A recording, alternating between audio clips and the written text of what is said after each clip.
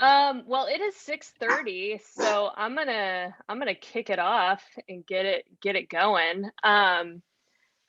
So just a FYI for our panelists and everybody tuning in, the way this one is set up, it's just going to be the panelists that are on video and audio, and then if you're attending or just watching, you can ask questions in the chat. And I think everybody can see them, or you can send them directly to me, and I'll field questions and introduce them to the group. I want to do a couple of quick announcements, and then we'll go around and introduce all of the panelists, and then we'll start our discussion. So just really quickly, looking at my notes. So the first big thing, so tonight's meeting is co-hosted by the Dallas Producers Association and Women in Film Dallas. Yay. And yay! And as good industry partners, we wanted to offer a membership discount to the attendees of tonight's meeting who wanted to apply to both organizations. But we realized that some people are going to be already members of Women in Film, or are going to be already DPA members, plus our systems are not connected in any way. So the way that we're executing this is essentially we're going to send out a promo code.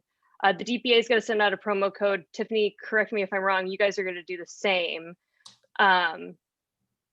Yeah, well, we have a plan. It is not a promo code exactly, but we have a plan and we'll let our members know.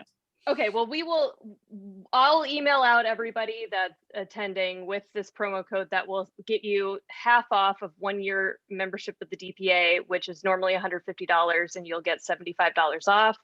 And then that will expire at the end of the week. So if you want to use it, you've got to use it over the next couple of days. And for Women in Film, we'll do, it's basically the way it's sort of split is you'll get $25 off a $100 membership to Women in Film, or a 1 year membership. Okay, I think I explained that correctly. And I'll put my email in the chat, and if you guys have any questions, feel free to shoot those my way, but just be on the lookout for an email after this, and you'll, hopefully have your questions answered via that. Sorry, just making sure I didn't, I only sent it to the panelists. All right, see, I'm learning something here. Panelists and attendees. Okay, sorry about that. Okay, and also I just want to announce our next Third Thursday breakfast is going to be March 18th at 8 a.m. We're still doing these virtually. Anyone is welcome to join. Just a good opportunity to network, start the day off by having a conversation with some people you know, some people you don't know, and sharing your contact info around, and just, trying to network. And I also want to welcome our newest supporting sponsor of the DPA, Chessa, from Capture, I'll read their tag. From Capture Through Delivery, Chessa designs, builds, integrates, and supports media workflow solutions with industry-leading technologies to create highly efficient systems that achieve our clients' business objectives. So we thank them for supporting the DPA and for becoming members. So the network, somebody just asked a question. The networking event is going to be on March 18th. It's the third Thursday of every month. So we'll put that on our Facebook page, and there will be an email about it. And then Tiffany, you had some announcements for Women in Film, right? Yeah, absolutely. We are now accepting films for our Topaz Film Festival. So if you have any films that we'd like to submit, go to our website at www.wifdallas.org to find out more information. And if you have specific questions, I can forward those questions to our program directors, Alicia Pasquale and Connie Ferreira. And then also, if you want to learn more about Women in Film and you have somebody that might be interested, we want to invite everyone out to the first Monday of every month. We're doing a membership monthly meeting, and it will be virtual for right now until we kind of see how everything pans out. And then, Monday, we call it the M&Ms. And it's our Monday membership meeting to try to get more members and find out what we're about and all the good stuff. Cool. All right, well, why don't we go around and we'll introduce our panelists. And I guess if you guys have any, announcements or updates on your organizations, feel free to plug those as we go around. I've just got everybody in alphabetical order here as to be unbiased. So we'll start with Janis. Hello, everybody. I'm the director of the Dallas Film Commission. For those of you that might not know what a film commission is, it's our job to attract production here and to assist as best we can in helping connect the dots. Right now it's just me, so you've got the entire Dallas Film Commission right here now. But hopefully we'll, before too long, be able to start bringing people back. COVID just did a number on our budget, so it's kind of shoestring right now. But I would encourage everybody that's a crew member or a vendor in this industry to please consider listing in our directory online. It's free. I would please encourage you to read the rules and requirements. We do require at least one paid verifiable credit in the category you're listing. And that means not just a little short film that your friend gave you $10 to work on. I mean, it really should be like, a payroll company and call sheets, that kind of stuff. If I can easily verify it, I may not ask you for background on it, but I may if it's necessary. We try very hard to make sure the directory stays professional. It's a challenge to keep it updated. I would encourage everybody that is listed to update their listing because people are really bad at that. And if it looks old, then we don't look like, very professional. So I please encourage you to do that, be helpful to us. That's probably the biggest thing we've got going right now, other than just taking care of business. And are we going to talk about productions later, or should I address that now? No, we're just doing intros right now. Okay. And I guess I will go next. My name is Rebecca Case. I am the president of the Dallas Producers Association. I'm also a producer and additionally the operations director for the Oak Cliff Film Festival. So I will go ahead and plug that we are accepting submissions right now, and our festival is going to take place from June 3rd through the 7th. So please plan to come out. We're going to do some in-person events. We're also going to probably be doing some virtual screenings. That's all sort of coming together right now. So look forward to that in June. And then next up is Jessica. Hi, everyone. I'm Jessica Christopherson. I'm the Assistant Vice President of Marketing at Visit Fort Worth and the Film Commissioner at the Fort Worth Film Commission. Taylor Hardy is on our team as well. She's on this call. She also splits her time between Visit Fort Worth and the Film Commission. So if you haven't had a chance, please follow us on social and tag us at Film Fort Worth whenever you have something in Fort Worth, and we'll do our best to try to share it. And we also have a newsletter that we've ramped up since COVID began. So if you haven't signed up for that, then please do at filmfortworth.com. Thank you. All right, Gail, you're next. Hi, I'm Gail Cronauer. I'm currently the Vice President of Women in Film Dallas. I'm also a member of SAG-AFTRA and on the local SAG-AFTRA board. So I'm kind of connective tissue between Katie and Tiffany. And I'm also our Women in Film Dallas's rep to WIF-D US, Women in Film Television US, which is a network of women in film TV. There are various names, organizations across the country. And the wonderful thing about that, and you can sign up for their newsletters, even if you're not a member.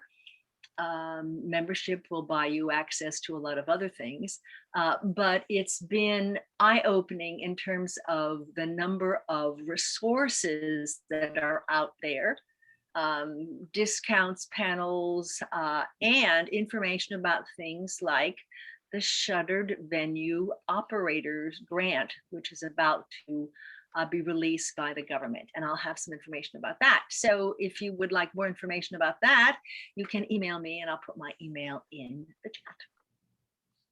Thanks, Gail. All right, Mindy. I was going around looking at the alphabet, like the last names. I'm like, who's next? I guess that's me. Hi, everyone. I'm Mindy Raymond. I am with TXMPA, which is the lobby and advocacy group for our film, video game, TV, and commercial incentive program at the state level. So we advocate for y'all at the state, and many of you know we are in session currently. I was just at the Capitol today. So we are doing our thing that we do best, and that is making sure that we're letting everyone know how important this industry is to the state of Texas, and to make sure we are fully funded for the next 2 years. My action items for you all is to sign up for our newsletter. You can go to txmpa.org and get signed up for that, as well as follow us on social. We're on Instagram and on Facebook. And so that's the best way to kind of stay up to date. Awesome. Thank you, Mindy. Of course. All right, Red, you're next. Hey, I'm Red Sanders, like the hair color, and chief hair color at Red Productions, video and film production company. And then also founded Backlot Studio and Workspace, which is just a creative space for creative people in Fort Worth. If you need a stage for shooting that, or a workspace to work out of for your next, week-long show or indefinite, check us out. Also happy to serve on the board with Mindy for TXMPA and on the Lone Star Film Society board, and happy to be here with y'all. Awesome, thank you. All right, Tiffany. Hi, I'm Tiffany Vollmer. I'm 2021's president for Women in Film Dallas. I'm also the author and program director of Acting for Media at Media Tech Institute and the Master Makeup Artistry program. And I work professionally as an actress and a producer and a makeup artist and a lot of things. That's Awesome. it. All right, Miss Katie. Hi, everybody. My name is Katie Wallack. I'm the manager of contracts and member outreach at SAG-AFTRA, which formerly known as Screen Actors Guild. And I don't have any action items for you. I'm looking forward to this discussion. We have so many awesome new contracts and services. I just want to let you know that we are here as an office to collaborate with you and put you together with our members here. So we have contracts for every budget level, and just give us a call. Awesome, thank you. And last but certainly not least, Ofelia. I'm so used to it with my last name. It just takes me back to like elementary school, so no worries at all. I'm Ofelia Yánez. I'm director of production at AMP Creative, AMP Studios, Dallas. We're a woman-owned company, and you can check us out, ampcreative.com. You can also follow us on LinkedIn, as well as a bunch of our team members, including myself. So great to be here. Thank you for having me. Awesome, thank you for joining us. Okay, and another quick announcement on behalf of Bart Weiss. So he's mentioning that they're accepting entries for Frame of Mind on KERA TV for Texas Made Films, and DocuFest will be in October in person, and they're accepting entries, and both are on Film Freeway. So, okay, to get into our discussion, it seems that it is timely that we discuss, at least briefly, our Texas's executive order GA 34, which lifts the mask mandate and opens up the state. I'm not really sure what questions I can ask without sounding biased. But I guess I'll lob this one over to you, Katie, since you are representing a union. From your standpoint, this doesn't really affect anything, right? Not in terms of the safety protocols for our contracts. So working under a Screen Actors Guild SAG-AFTRA contract, the safety protocols that we bargained with and collaborative with all the other unions, the mask mandate is still in effect. So all the same PPE gear, masks, zones, all of that still stands. Yeah, I was earlier, I was just thinking as well, do you think that this will drive people, even though we're a right to work state, that would maybe drive people towards joining the union with, or have you seen an influx? types of membership? Right, yeah, that's a great question. So it's sort of twofold, because you've got members who want to join, and then you also have employers who want to use our members and also come to Texas. And I've seen a lot of pivoting of productions that have come to Texas because we've been more open, because you've got space, because of, I mean, when California shut down at the beginning of the year, I was on a number of commercial safety calls that were like, well, once we heard that, we pivoted immediately to Texas. So there is some flexibility in that. I think maybe because in life, you don't have to walk around in the parks with your mask on, but still feel safe on set. As far as members joining, because our contracts, and when you work under this SAG-AFTRA contract, there is a safety mandate. So there's more joining because there's a protection that you'll be safe on set. And that's been a lot of the concern, and recently in COVID, of why to join, because you have an entire union and you have support when you're on set and you feel unsafe. Yeah, that came up in our discussion. We were talking about doing this panel. It was like, I know that the film commissions were like, we are not the mask police, you know, like, Right. you know, it's good for us to know, who do we call if we don't feel safe? And somebody had said, you know, just hitting rubber to the road and, you know, walking off and saying, I'm just not going to do this is, or, you know, Well, what do you have to say about that? Well, so there's COVID compliance officers. That's what we tell our members that are the first people that you go to on set. And this isn't to say that if it isn't a union production, that it isn't safe. There just isn't a system in place for accountability if you're not on a union set, from my purview. So that's who we direct our members to go to first, the COVID compliance officer. So you have somebody dedicated on set who is watching all of this and mandating it. So you don't have to feel, certainly for our members, you're hired to play a role of like the goofy, fun, cool next door neighbor gal. And then you have to be like, I don't feel safe, you know, to your employers, which can be challenging. So they have that, they have us.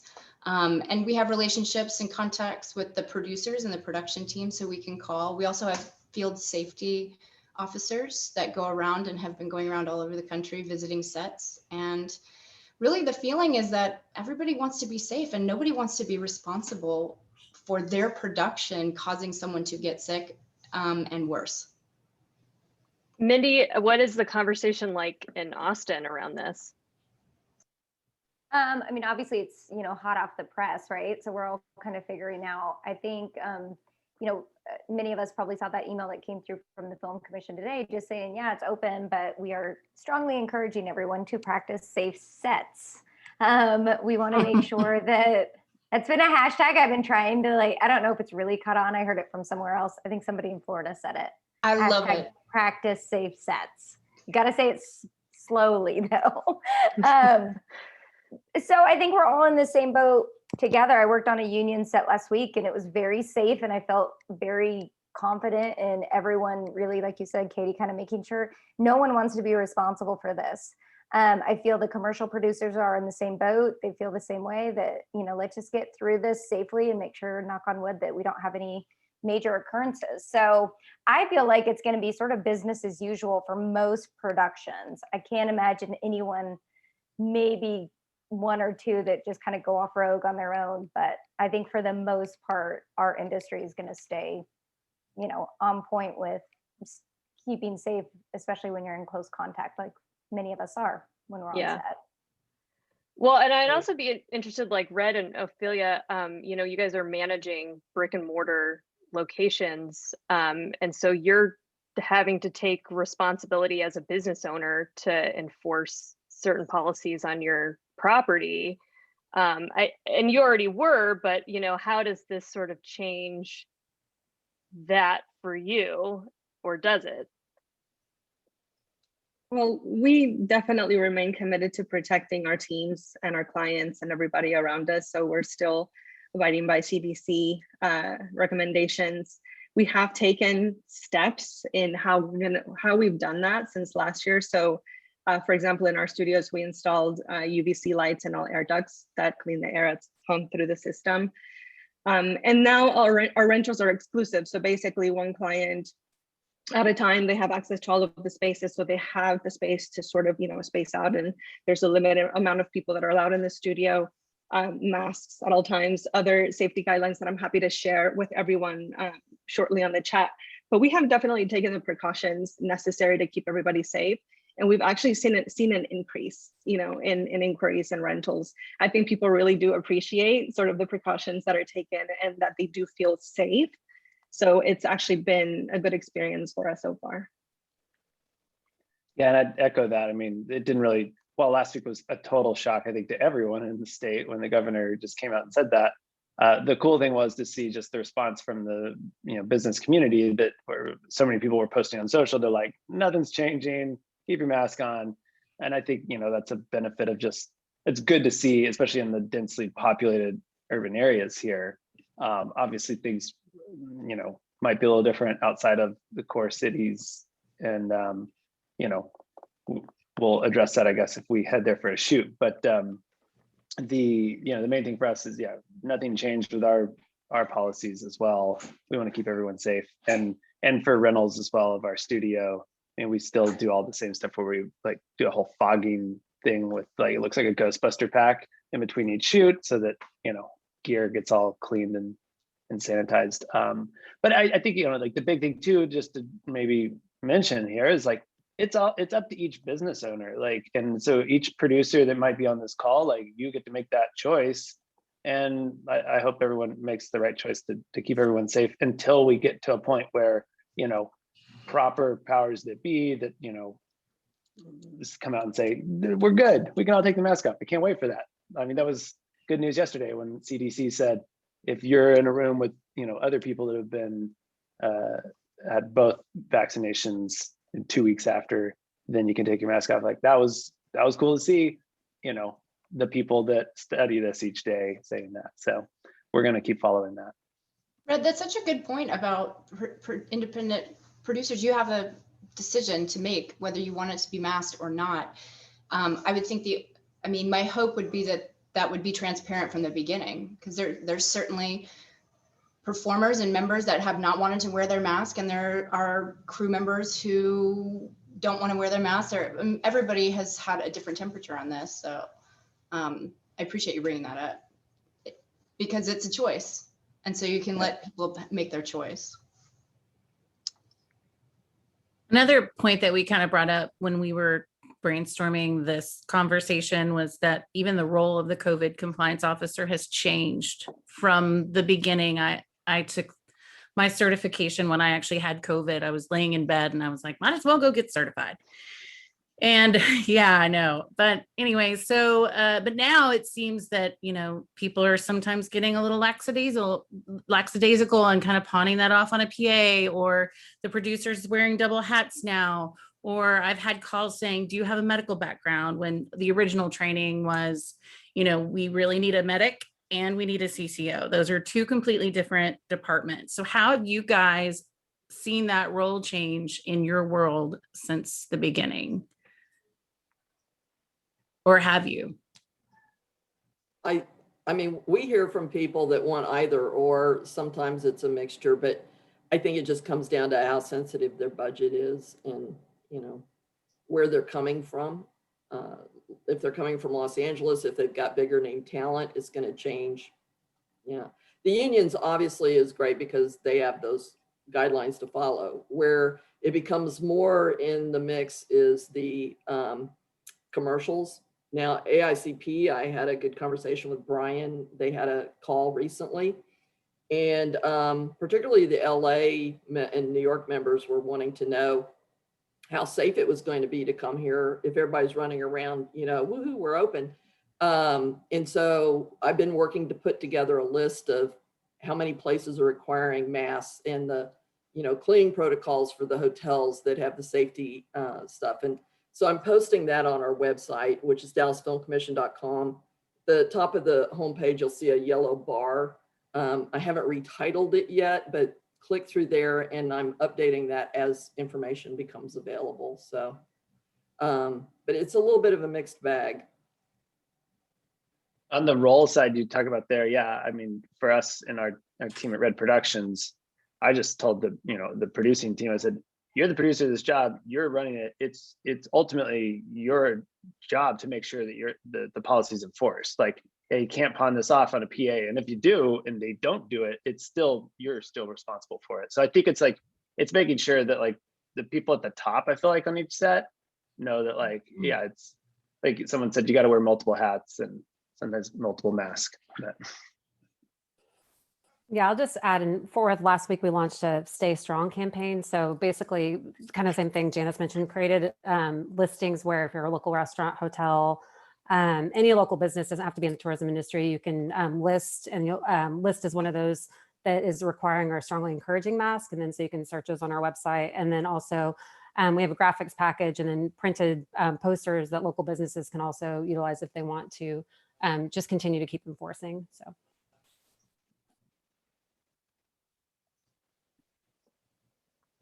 Great. Well, let's all keep trying to keep people safe.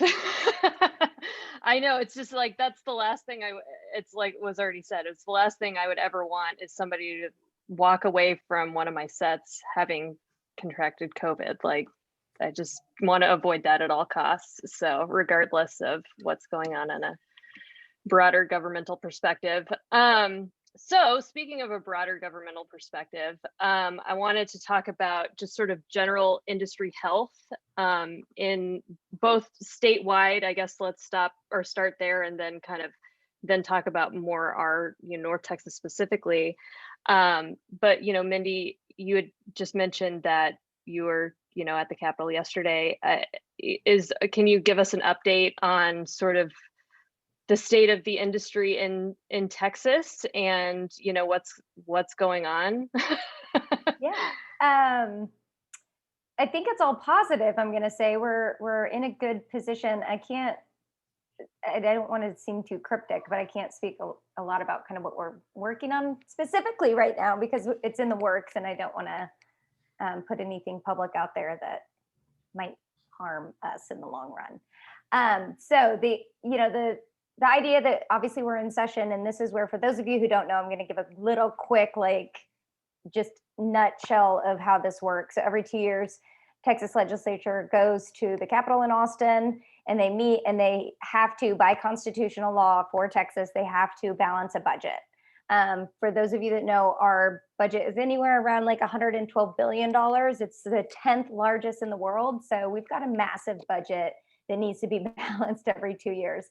We are a line item within that budget under economic development. So in 2015, we got moved under economic development, which has been great because it really does highlight and show to all those legislators that don't necessarily know about our industry intimately that we are jobs and we're economic impact. So us being under there is a great umbrella for us to be in with, tourism, as well as grants and research and the enterprise fund.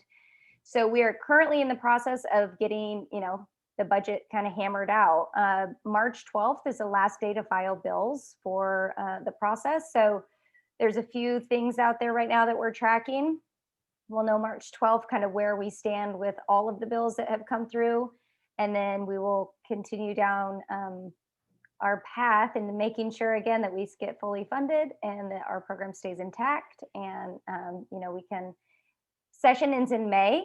So at the end of May, we'll know what the budget's going to be starting in September. And then we don't actually obviously allocate the money. That goes through the Texas Film Commission, that most of you guys know that. So we are just literally, we lobby for the program that then the Texas Film Commission allocates out. So again, and just a side note, so the governor's office, the Senate and the House, both, all three of the branches put us in pretty much at our same level that we were at last session. There was an ask for a 10% decrease across the board on these programs, which we're right in line with that at 45 million. So again, we feel happy and confident that everyone sees the value of our industry and that they have put us in their initial budget.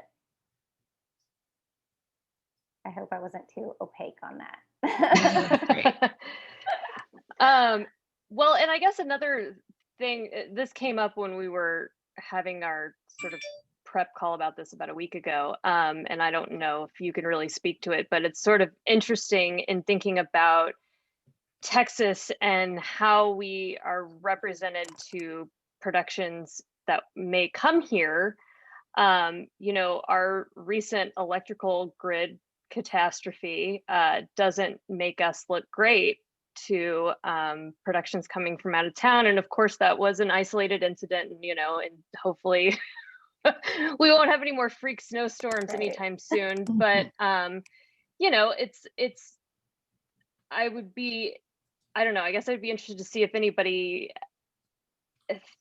has anything to say around that, and that, some of these things that the state does, of course, there's a ripple effect across all industries, but, how are we dealing with those conversations? Try and use a sense of humor about it. Please.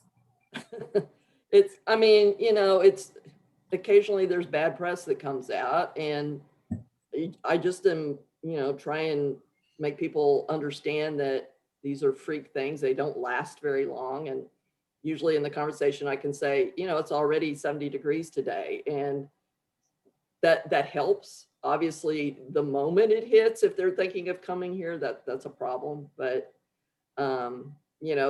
frankly, throwing all the masks and restrictions out the window was another hit that followed right on its heels. So while some people may go, woohoo, there's people going, wait, is it safe there? So, yeah, we have to deal with it. Luckily, we've got business and there's more coming in, but it does concern me every time those things happen, of course.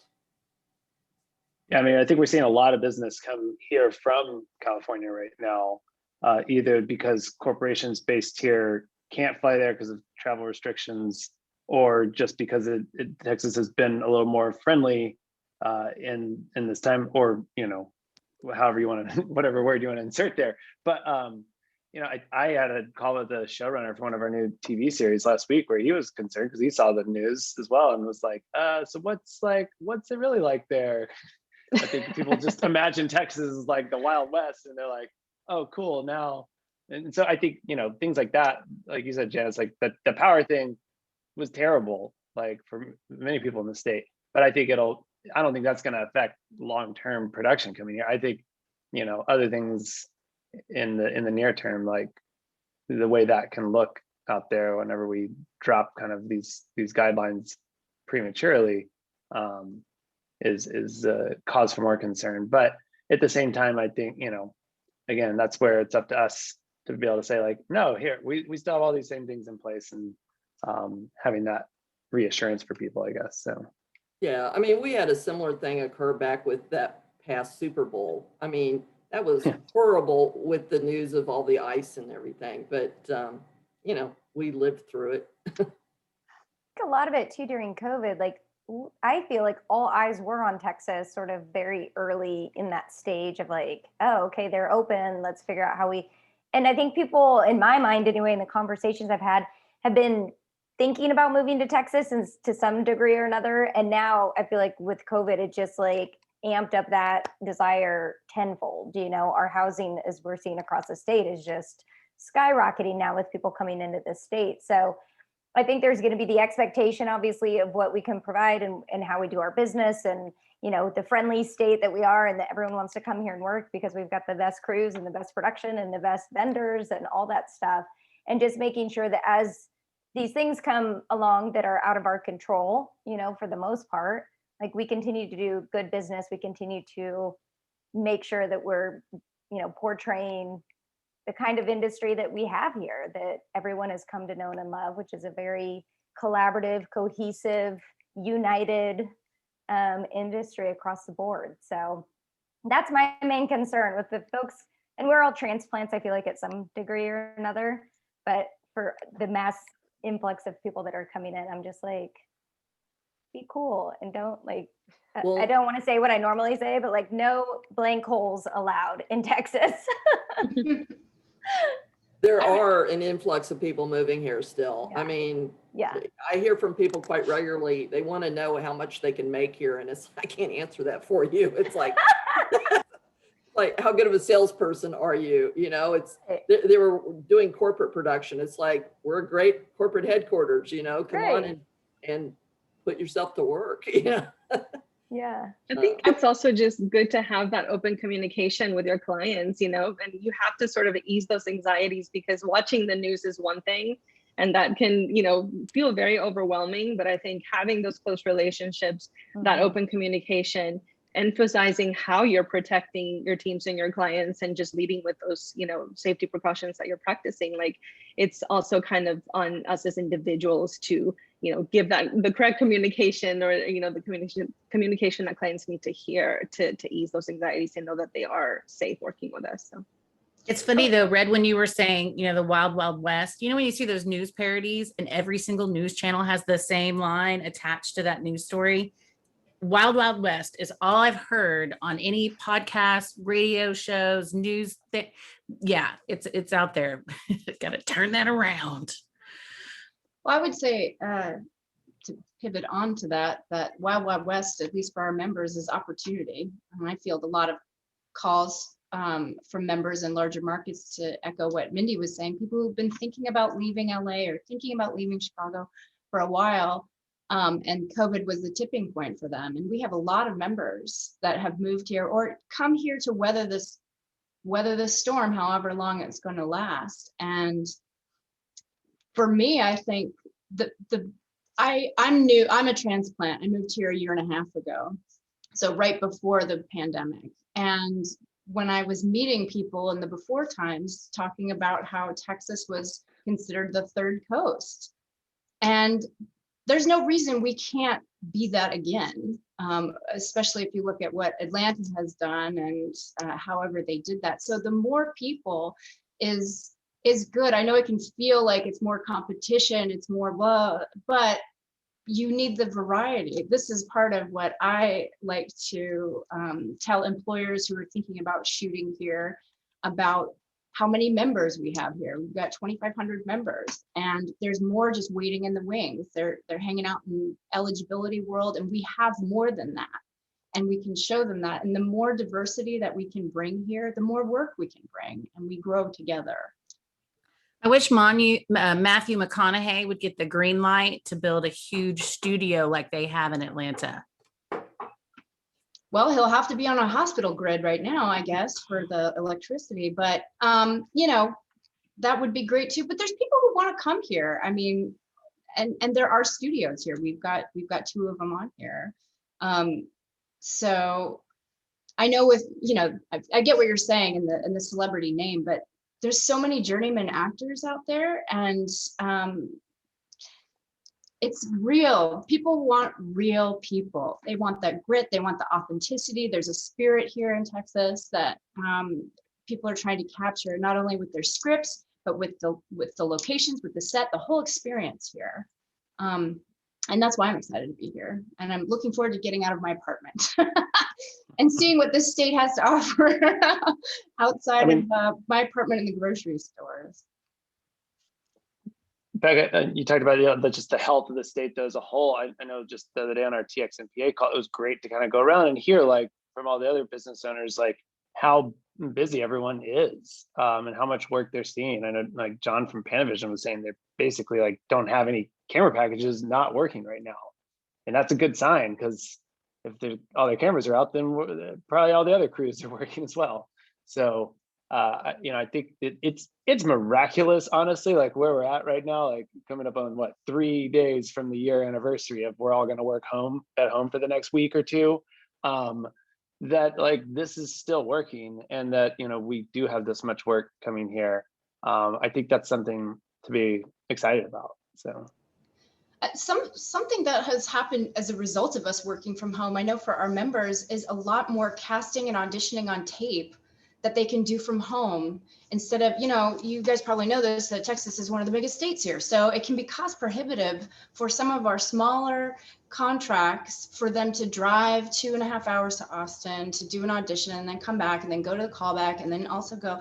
And I mean, it's a lot of time and energy. And so being able to audition from home and casting directors taking those auditions and producers from all over, I mean, and the fact that the benefit of the people that are here, you want to cast the people that are here because of COVID, has also just been wonderful.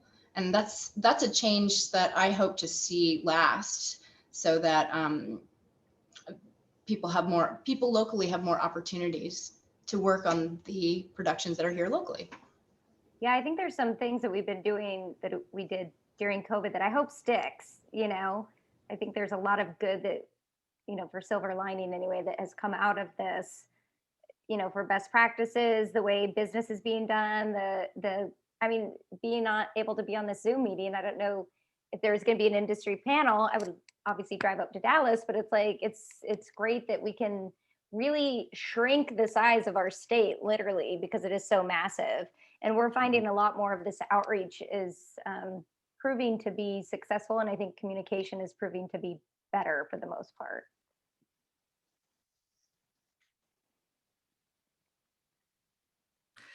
Yeah, I wanted to say too, get back to my notes here.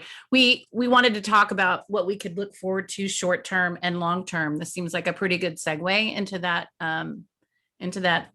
that idea. So what shows do we have in production right now that we have to look forward to? New businesses, more work coming up.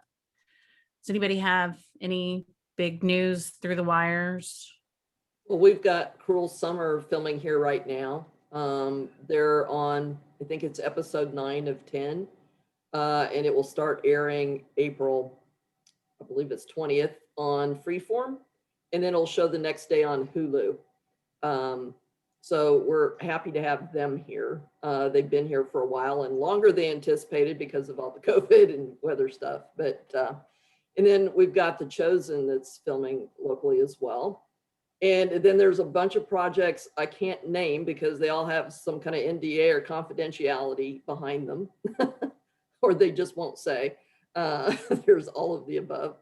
But it's been relatively busy, which is good. It's good to see people working. Yeah, I've been having a hard time hiring crew people for shoots, which is, I guess, a welcome relief in a way. Not in the moment, but generally. Which is another good reason people are moving here, because we do need more crew and cast and infrastructure. And so the more that move here, the more business we can support, the better. Well, if you guys ever need people, you can call MediaTek. And sorry, shameless plug, but we have lots of graduates that are out there looking for work. So, Gail, I know that you had mentioned to me earlier that Katie, you've been doing a lot of auditioning lately for these micro budget productions. Katie, Does anybody want to talk about that? Katie, I'd love for you to talk a little bit about that, since you're the one who's most informed. And that's something that has been coming my way as an actor. So right before Christmas, we approved what's called our micro budget agreement. And the micro budget agreement is for productions under 20,000. It's not for commercials or animation, no stunts or nudity, sex scenes, but your production, you can log in online, you can answer the questions, and you'll get approved instantly, and you'll get all of your paperwork, and you can go ahead. Rates are negotiable, and you're off to the races. So this has really provided an opportunity swiftly through the process. Normally it takes 4 to 6 weeks when you register with us, but with the micro budget agreement, for people who are working on smaller budgets, or they're doing sizzle reels, or they're doing proof of concepts, they can still use SAG-AFTRA talent and use our budget, use our contracts under the micro budget, and they don't have to wait as long, because sometimes these things come about really, really quickly. Also fabulous creative for folks who like wanted to do something during the snowstorm, make a comment on that, have some kind of parody, something that's timely or political. And you don't really have the 4 to 6 weeks to wait to do some kind of sketch about what's happening. And I think it's just a wonderful agreement. I mean, we haven't done a real full press release on it, but word is getting out, and I'm seeing so many more micro budgets. And I talked to a producer recently who came here from Los Angeles to do a micro budget here, to work with people here. And our office can partner with your casting director, or for micro budget, sometimes you don't have the budget for a casting director. We can send casting notices out directly to our members, free of charge, for anyone who's working on projects. And that's not just for the micro budget, it's for any other projects. That's some really great information right there. That's awesome. Thank you for sharing that. I'll put a link in the chat to That would be awesome. online. Mm-hmm. And real quick, before we move on to other topics, to circle back to work in North Texas, I wanted to give Jessica a chance to update on what's going on over in Fort Worth. Yeah, thank you. Well, we've got 2 pretty good sized projects that we're working on pitching right now. So if those come to fruition, that would be really exciting. And then just the sheer number of scouts and inquiries we've received in the past 2 weeks, I would say 3 weeks really, has probably just doubled, tripled. I'm sure Janis is feeling that too, which is great. There are people who are interested in reaching out. So good to see that activity, more commercial work. We always get a good deal of reality wanting to go in the stockyard, so that's picking back up. So, but yeah, I mean, overall, just to see the increase in interest and those inquiries coming in is huge. So it's been great to have that action coming back in, and hopefully these projects that we've had a chance to pitch will come to life. So, yay! Fingers crossed. Yeah, we've got we have a new TV series we just started pre-pro on this week for Magnolia Network. It's called nice. Self-Employed, and we shot the pilot here in North Texas, and we'll be shooting 2 other episodes here, and then we got like 4 episodes outside of Texas, but because it does have a travel component to the show. So, but we're excited to be doing that, and there's some other things we're working on with Magnolia as well. So something new. Yeah, that's awesome. Okay, sorry, I redirected us. Now I've got to direct us back. No worries. We were going to we're talking about short-term, long-term, and Gail had something that she learned about this weekend that she wanted to kind of put out there to everyone about the SVO grant that is out there to help people get back up on their feet. I've been emailing Bart Wise about this while we've been talking. So as a local delegate to WIF-D-US, there is a fantastic WIF-D-US president, Rosanna Garrison, in the Bay Area. Santa Barbara, I think she is. And I believe she's a lawyer as well as a producer.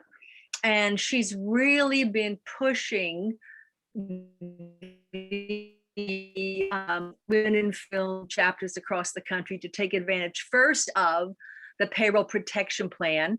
A third offering of monies is about to come forth. They are all loans, the PPPs, but the SVO, the shuttered venue operators grants, are not loans. You don't have to pay them back. And I've got 2 informational sheets that I would be happy to email to anybody who would like them, that Rosanna has prepared. And they are not only open to movie theater producers, live performance venues, but if you have any live event offerings as part of your organizations, such as a film festival, which during the last year had to go virtual because you could not be live and you lost money on it, you can apply for monies which could be used in the future year to produce your next film fest. Exposure, which is an event that Women in Film have done, which has been an intensive day of workshops and networking, is also the kind of live event impossible last year, but we can apply for money to produce this. There's like $10 billion that's going to be given out. There are some steps you have to go through. You don't have to connect to a bank or a credit union, which you did with the PPPs. Talent agencies, talent reps are another branch that are being encouraged to apply for this money. So I have 2 documents that will give you more information and put you on a path toward investigating this and hopefully applying for it. And I'm sure Rosanna Garrison would be happy to field your questions. And I have an email address for her that I would also share with you. So, Gail, I'm at least happy to share that out on the DPA's social media and email, and I'm sure Women in Film would love to do the same. So we can plan to follow up. One just clarifying thing there is the PPP is also a grant as long as you use it the right way. When you sign up for it, it says it's a loan, but it's a forgivable loan that becomes a grant. And as long as you don't go buy Hummers or end up in the news like those guys. But as long as you use it to keep employing people, paying rent, and doing other qualified expenses. But yeah, Red, that SVO is. Red, have you done that? Have you applied for the PPP? Yeah, we've received. Monies? We've done 3 different PPPs with different companies, and it's fantastic. I mean, would you be willing to be a resource, Red? Would you be willing to be a resource for someone who had some questions about that? For sure, yeah. If anyone has questions so on PPP, you heard it right there, folks. Contact Red because he's been successful with this. Yeah, there's another one in between those called the EIDL, Economic Injury Disaster Loan. And it is truly a loan that you do have to pay back, but over 30 years. Like there's never been a business debt instrument like that out there. So if you've got something new you're wanting to try or to expand, as long as you're going to use it in the right way, and employ people basically is the main thing. I'd say look into these things because there's never been more access to capital for businesses than right now. Fantastic.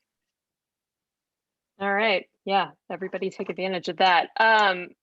Okay, so also thinking about, sorry, I don't know if we covered everything COVID specific on that. I also wanted to, well, I guess this is kind of in the same vein.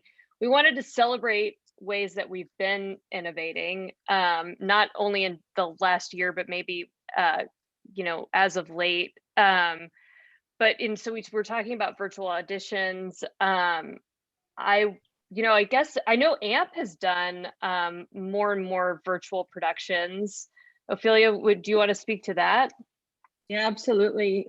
So yeah, we had to pivot fairly fast and get really creative because obviously, it was no longer really an option all of a sudden to send a crew out to somebody's place or house or whatever that may be. So, we found a few solutions actually that we're still practicing. One of them being a studio in a box, which is something that our studio offers. And it's basically a kit that is sanitized, shipped out to clients or whoever needs to do remote shooting. Includes camera, lighting source, microphone. It also includes tech support. So somebody to guide them on how to, set it up, how to record, all of that stuff. So that's been highly successful because it's contactless. You just guide somebody remotely. You get really beautiful footage still. So quality is not necessarily compromised. It's actually been really good. So that's been one of the very good things that has come out of having to pivot so quickly. We've also done a lot of digital transformation solutions for clients, and again, all of a sudden, things that were sort of in-person instructor-led trainings or things like that had to be remote, and you had to still carry on with those things. But all of a sudden, everybody's remote. So how do we do this? So we've worked with a lot of our clients on trying to convert those classes into virtual instructor-led trainings, onboardings, things like that, which is really cool because now they get to sort of reach a wider group, so you're no longer tied to the people that are physically in the classroom. Now you can sort of expand, and include a lot more people So we've been doing a lot of that type of work, and it's been really cool to see the innovation and the creativity and just kind of everybody collaborating, to make that happen. Are you guys, I guess this is a question to the whole panel, are you starting to see clients come back to set? Yeah. I feel like that's been increasing. We'd been, of course, doing the remote feed, and that still happens on a lot of shoots, but I feel like some in-person presence have been increasing. Video Village is back. Mm-hmm. I will say that's probably another one of those benefits that'll come out of this is like the Video Village where there's like 20 people, but like 19 of them are just like checking their email. We can like send a link now and be like, here's a remote way where you can like stay checking your email at your office and you can have it streaming in the background. So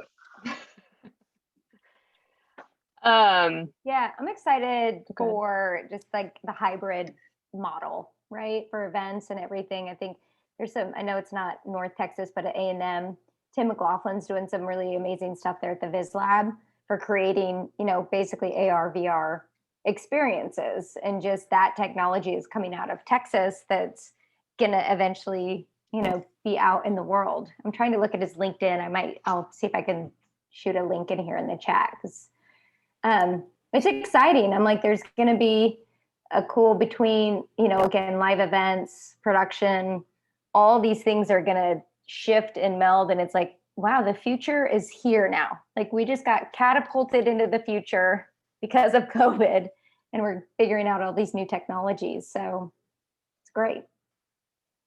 Yeah, I think for us, just adding on to the hybrid event. So this past year, we've always been a sponsor of Lone Star Film Festival, but this year kind of took on a bigger role in helping co-produce a lot of the content and online panels and virtual panels and that sort of thing. So I think it'll be interesting just to see for festivals how that continues to shift as we go into summer and fall. And we've also worked with them to just kind of help continue to support throughout the year with marketing and graphic design. Their organization, like ours and like many others, had to deal with layoffs and budget cuts and all that good stuff. So just looking for any way we can continue to support the organizations that do support the arts and film locally. Mm-hmm. So that's kind of how we continue to shape and evolve as we figure out what's next through all this. Another agreement that we passed that I'm really proud of is an influencer agreement. And I'm just bringing this up with the flexibility that you're talking about. There's nothing more painful, I think, for our members when they've built relationships with the community and then you want to work together and they're like, oh, your union, I'm just not ready to deal with those contracts. And if there's something that I can impart is that there has been a big effort nationally to pivot our organization to, and certainly me here in this branch, to be a collaborative partner. And creativity doesn't fit in a box, even though we've got contracts that try to do that. So there's ways that we can find to work together in this world that has become, it's more than three-dimensional now. And I was saying something to my husband the other night. I'm like, oh, let's watch TV. And I'm like, we don't even have a television. We watch streaming. Is that even television anymore? So this hybrid model, and our members want to work on it. They're talented. You want to work with them. So let us build that bridge for you, and give us a call. That's one of the biggest things that I would like to impart in this. And because of COVID and panels like this and organizations like this and people like you taking the time to tune in and discuss how to collaborate has been one of the greatest opportunities, I think, for our local members, our local office, and our national contracts. Yeah, I've felt, at least personally, more comfortable than ever reaching out to peers about weird problem-solving things that I just have never encountered before, and I know that nobody else has, and so I don't have to feel like, inept because I don't know the answer to something. So I've certainly felt a greater sense of community and collaboration through this time. So I'm grateful to everyone who's answered questions for me, and not just over the last year, over the last 10 plus. But figuring it out together, finding solutions and sharing those. I think that's really cool. Yeah, and Well, I who think thought we'd be experts on like nasal pharyngeal PCR versus rapid tests? We've all become epidemiologists in our pastime. We have to help each other. and that kind of is, and we kind of wanted to talk about that too. It's like, how do we support each other during this transition? I know talking with Rebecca and trying to figure out what are we going to present at this meeting? And it was just like, let's just check in with everybody. Let's just see what everybody is doing and how our industry is doing and how can we move forward from here. And also, both of our organizations took a huge hit because membership is really about networking and social engagements and trading business cards. And like, what is that going to look like going forward?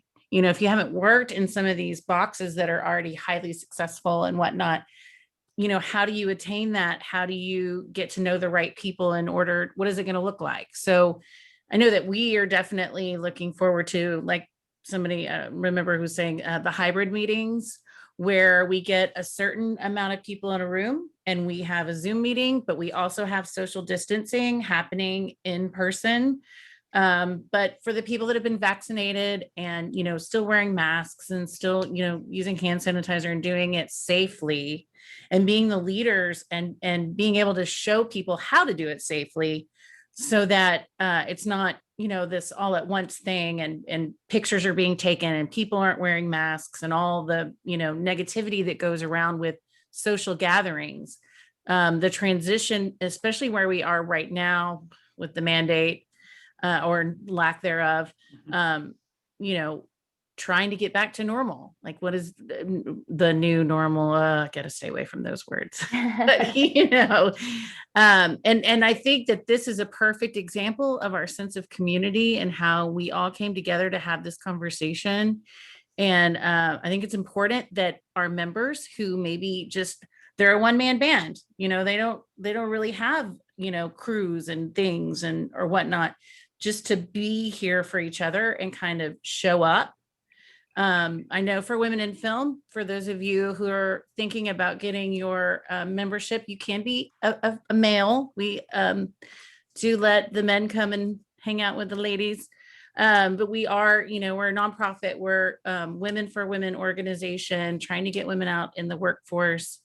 And we also are continuing something that we started 2 years ago when we could meet in person, which is called the Women's Wednesday Workups. And we're going to be trying to do a hybrid thing with that too, where we're just going to have our Zoom channel on. And if you're working on a project, just show up because we're going to be there for you every Wednesday. If that's the 2 hours a week that you need to set aside to get your project done and you want a mentor or you want somebody to, hold you accountable. It's like being, like a life coach, but, in film, if you need somebody to read your script with you or, hey, you're stuck on, this budgeting thing for this production that you're producing. That's one solution that we have. But if anybody else has anything out there that you're doing to keep community together and networking during this time, I sure would love to hear that. And I know our members would too. I mean, I think just like you said there, this stuff works, like the virtual kind of talks like this and virtual networking. I just heard today that we hired a new story producer for our series off of a talk I did, I think it was like last Monday for Austin Entertainment Business.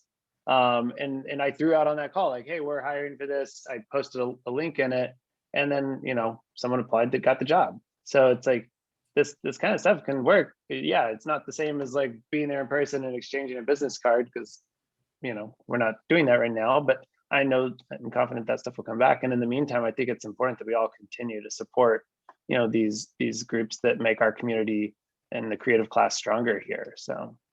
And I feel like we should, this is an industry summit. I mean, I feel like we should do this once a year where we all come together and kind of check in with each other and see how things are doing and, give this gift to our members of like, hey, we care and we want to, bring the industry leaders together and have this, talk about where we are and where we're going.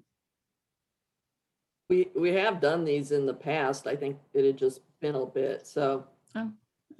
Yeah, we had one at the studio, I think, maybe that was the last time it was an in-person one, but those were fun. Can't wait to get back to that. Yeah. I'm sorry. I did run away to New Orleans and join the circus for about 8 years. So I've only been back in town for 2. But yeah. I'd love to jump in. I know Richard asked a question, not to take us in another path, because we could obviously come back. But in speaking of like the Texas incentives, it's apples and oranges to Georgia.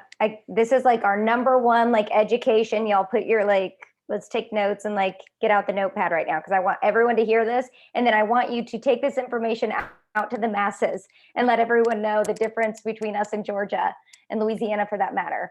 One of the most amazing things about Texas and why we all love living here is that we don't have state income tax.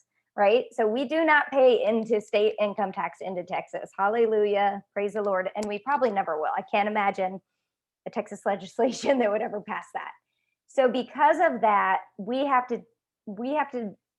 created a program that is so different because we can't give tax credits back because we don't have them in the first place. So how do we creatively do an incentive in a state that doesn't have state income tax? So what we came up, well, not me personally, but what the stakeholders years ago came up with was, again, being put into the budget, into the Texas budget under general revenue.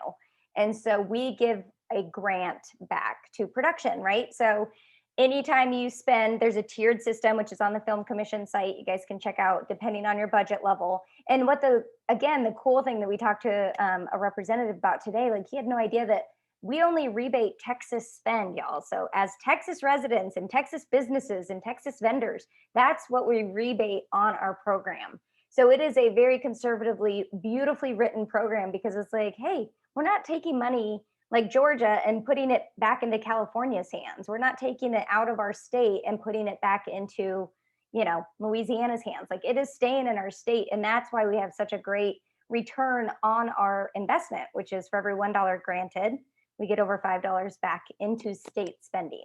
So I can have a whole seminar, I feel like, with like whiteboards and all sorts of stuff. But the main thing is we have to come out of the Texas budget. So therefore, when we go every 2 years and get that appropriation, we get, X amount that it goes to our program. So when you're talking to folks and they're like, why can't we be more like Georgia? Be like, because we don't have a state income tax.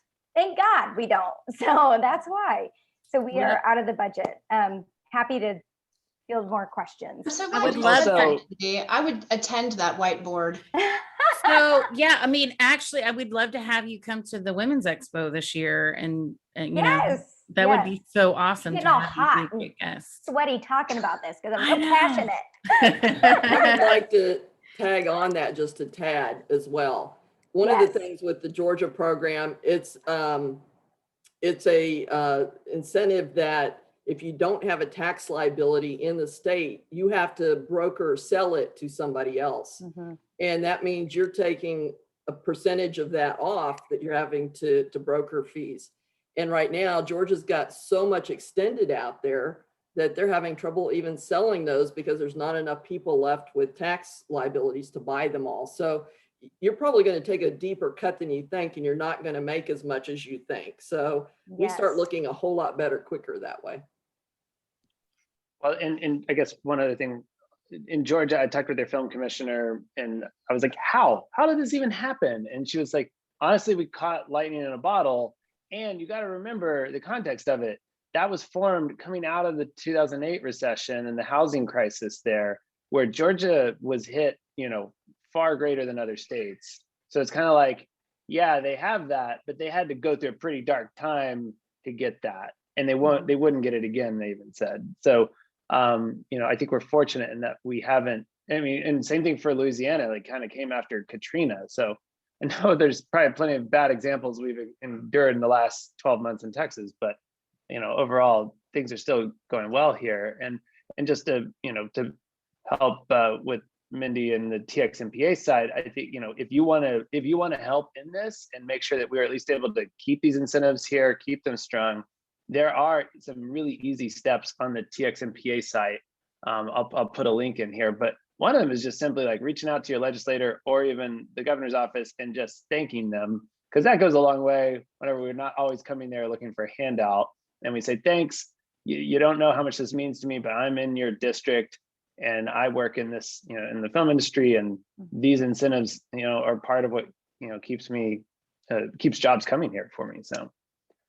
Yeah, that's a great point, Red. We definitely want, every session, we really try and encourage people to connect with their legislators. It seems like some people get overwhelmed, or they just get nervous, or they don't know what to say, but they're working for you. Like, you are their constituents. That is who they answer phone calls for. So anytime, if you haven't, and you're on this, you're listening in right now, like this week, reach out to them. And like Red said, just thank them for supporting our industry. Now, if you know that one of your legislators, and you can reach out to us and find out specifically if your legislator is like anti our program, maybe not say thanks for your support. But for the most part, across the line, our senators and representatives, and the governor's office obviously is a big support of our industry. So yeah, I know TXMPA did this as well, but we drafted a sample letter, if you even just want a sample letter to go off of. So I'll put my email in here if anyone wants to reach out. Happy to provide that. And same, just what Mindy said, reach out. We can help you find out who your rep is in Tarrant County, and we have a team member who's compiled all that. So it'll just be an easy email, but happy to help with that as well. Yeah, the more they can hear, the more we have sort of our army of our industry behind us. So when we do go into these offices, they're like, oh, I had a constituent reach out to me and they work in such and such industry. And, the more we can make those personal connections. The gentleman we spoke to today, his son's super into film. He wants to go into film. And it's just like, zing, like, yes, they get it. They latch onto that. So it's all about those personal connections. So just please put that on your to-do list this week, y'all. Reach out to your representative and senator and let me know how it goes. Well, all right. And for like city incentives, I know that was another question, Richard. And so that is obviously would be Janis and Jessica's purview. Well, I think that was aimed more at the studio development, if I understood properly what he was asking. And that's going to depend on, who comes to the plate, if you will, with a good business plan and opportunity. And then, then we have to make a case for it with the city. That's how that can happen. But the city's not just going to go, okay, here's some money, without there being a good case built for it. We don't have any official city incentives yet in Fort Worth. It's something we definitely would like to work towards, long term. We are able to put together soft incentive packages, so work with our hotel partners to offer discounted rates and that sort of thing. We've been able to get creative, but no, right now we don't have anything official, but hopefully one day. Red's been advocating for it for many, many, many years before I was here. So we'd love to get there one day.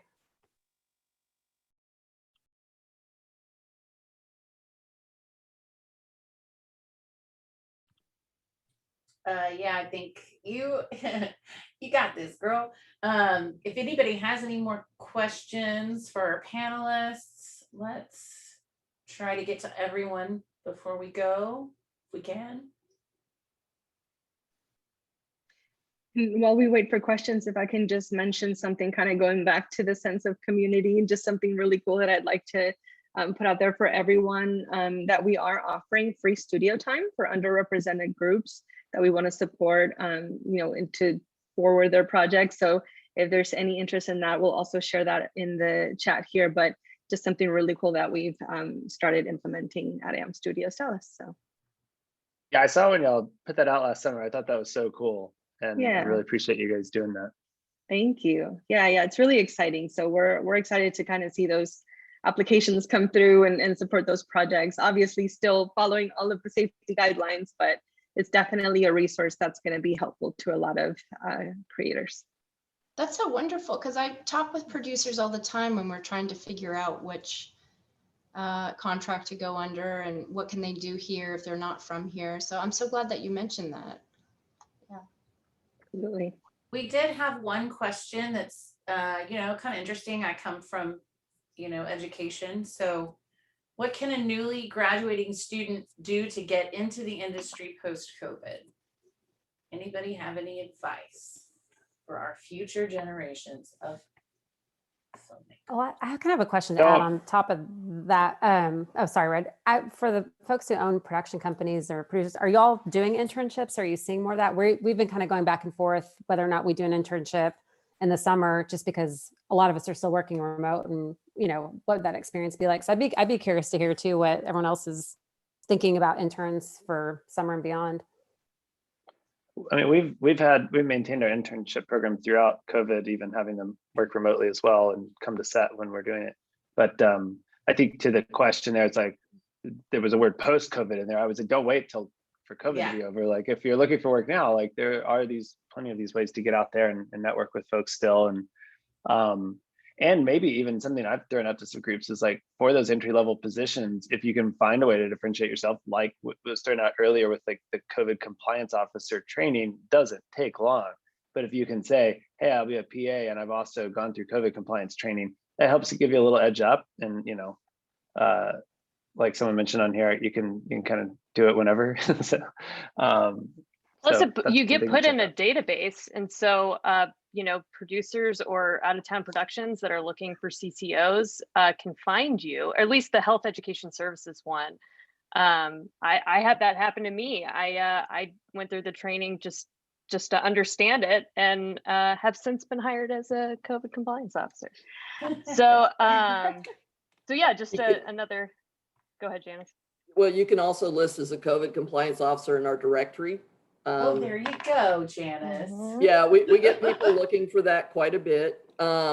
We also have a category for intern/apprentice, which doesn't require any kind of credits. So you can list there if you don't have anything else. So that's a good place to be found. We have them under each type of category. And I believe we're going to make some updates to our directory to create a new category called emerging filmmakers. So those that have school credits but not paid credits so much, we'll give them a place to go, because otherwise they're really bogging up the works. but we want to help them. So another area that's emerging, I know, with our contracts, and I think sets in general, are intimacy coordinators, born out of the Me Too movement and making sure that people feel safe and comfortable on set. So there's a whole intimacy coordinator training program to help with those types of scenes and material. And that would certainly be going post-COVID too. Katie, I want to tag on that too. At Media Tech, when I was writing this acting for media program, I teach the movement class, but next quarter they have their stunts class, and we are also incorporating the intimacy part of that as part of their education and with their second movement course. That's wonderful. So I'll connect with you and try to get some of the information for people that are offering that.